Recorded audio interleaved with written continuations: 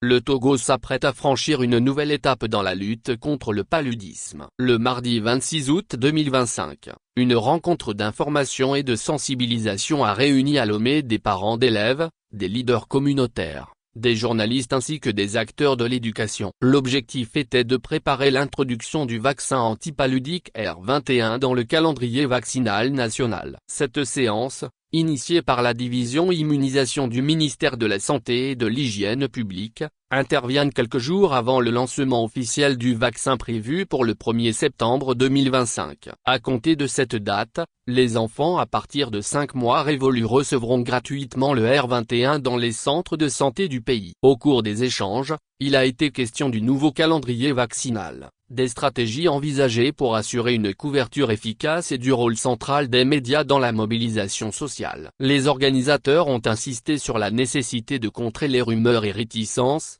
comme celle qui avait marqué la campagne de vaccination contre la Covid-19. Le chef section suivi évaluation de la division immunisation, Dr Eric Nassounou Akpa, a mis en avant l'importance de ce vaccin pour la santé publique. Pour protéger les enfants, le gouvernement a décidé d'introduire le vaccin contre le paludisme à partir du 1er septembre 2025 dans notre pays. Ce sont les enfants de 5 mois qui vont bénéficier du vaccin dans nos formations sanitaires. Nous voulons exhorter les parents à comprendre que ce vaccin est sûr et efficace pour réduire le nombre d'épisodes de paludisme simple et grave chez les enfants, a-t-il affirmé.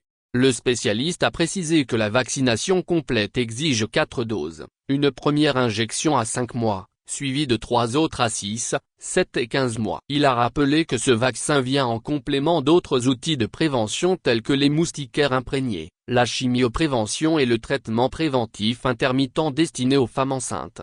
Les participants ont salué cette innovation et promis de relayer l'information auprès des populations afin d'atteindre l'objectif fixé, protéger au moins 80% des enfants de 5 mois. Dans le Grand Lomé, où la prévalence du paludisme chez les enfants de 6 à 59 mois atteignait 35,5% en 2020, l'introduction du R21 constitue un espoir supplémentaire face au parasite Plasmodium falciparum, responsable de la majorité des cas.